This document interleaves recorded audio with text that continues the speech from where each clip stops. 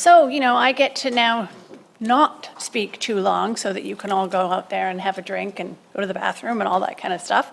And I don't have slides. It's just, a little bit of a chat. So my name's Lindsey Rusche. I live in Toronto. I just dropped my papers, but I can't pick them up because I have a back brace on. So someone has to do that for me. Thank you. That's actually kind of funny. So it's true. I'm on like the last 5 days of wearing this thing, so hopefully I get to take it off on Monday and never see it ever again. So obviously I have a diagnosis of Marfan syndrome, and I've had it for a long time, since I was 9. I'm 46 now. I lived in England as a youngster, and I was diagnosed then in the late 70s, early 80s. So there wasn't a genetic test yet. It was obviously done by criteria at the time. Shortly after I was diagnosed, obviously it was eyes initially, an ophthalmologist noticed it, mitral valve prolapse, started to have excavatum. We moved to Canada. So it was a good thing because, I went to Sick Kids. I had I like to say it that that's when Lindsey 1.0 was born, because I had my mitral valve repaired. I had scoliosis surgery for the thoracic, my T, and all good. So, I lived my life till I was late 20s, really. I obviously had visual impairment. I had lots of things going on, but I managed them relatively well with all the help of, some of the people in this room. And so great. So then I had, got late 20s. I get to, obviously, my aortic root. Now I have a mechanical valve. All good. Again, good 15 years of, Lindsey 2.0, I like to call her.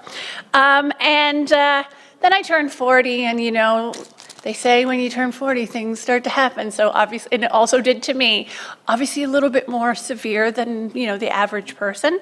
So the last 5 years have been complex, interesting, cataracts, retinal detachment. Now I've just had this lower back surgery to fuse, I've been having lots of kyphosis, dural ectasia, lots of pain, all of those things. Now, what I want to talk about that, and then Lindsey 3.0 is coming now, so I'm happy to be done, and we'll move along.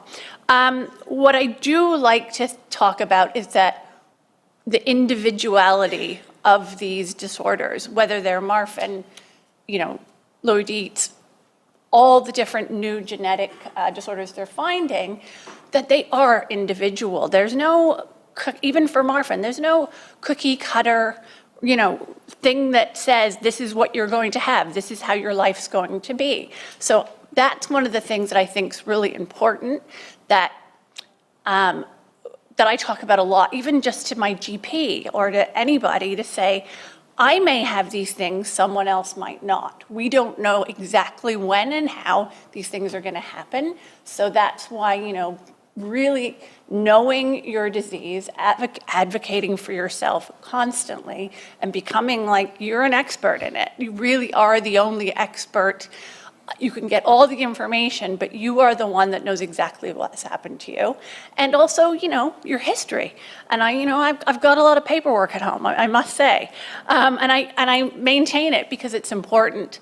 And it helps me every time I walk into an ER, I see an ophthalmologist, it doesn't matter who I'm seeing, that information is up to date, and you know what I mean? So then we get into, obviously in this room, we have geneticists, surgeons, cardiologists, specialists, some of which have been my cardiologist, and some of these are people who came up with the guidelines that I've lived my life, on. So amazing to me that I stand here at 46, didn't really think it was going to happen. In the 70s, they were sort of like, you'll get to 30. You know what I mean? You kind of are told those things back then. And so, to stand here at 46, I'm pretty happy. As much as it's not been easy, especially recently, not easy. And it's been a bit of a full-time job to keep myself well. I'm still very happy about it because I have, the resources, especially in Toronto and anywhere you are. If you have the knowledge, you can advocate for yourself. So now you get into longevity. So you've kept me alive. I've rebuilt parts of my aorta. I'm healthy, as healthy as I can be at this point, which is great. But we are starting to get people who are living full lives with these disorders. And now we're starting to deal with some of the more chronic issues that aren't necessarily cardiac, but they are still there, and they can be quite significant for people. Because obviously my past 5 years have been very much not cardiac. They've been all these other things that are happening. So I find that that is actually sort of almost like the new frontier of this for me, is that understanding how to manage and take care of all of those other things and keep myself well.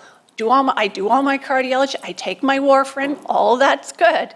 But it's kind of a new era where there isn't a lot of information for me. So you're kind of having to sort of build it up for yourself. So that's one thing that I think that I spend a lot of time trying to think about and look for support to make that happen. So that's also why I'm obviously involved with GADA. I've been involved with the Marfan Association before, many years ago, and any of these foundations and associations specifically for disorders are so important now, because support, that's where you can get resources and support, and we need to continue to build that up. I'm on the board, do a bit of the social media admin, talk to other patients and families if they need just someone who needs to know what's going on or have some experience with it. And I wanted to make sure that remembering that obviously we put a lot of pressure on some of our doctors to give us all the answers, but I think these associations, we need to also really feed and support those organizations that are trying to do their best to give us as much information and knowledge as we need to live, good lives. So that's what I have to say.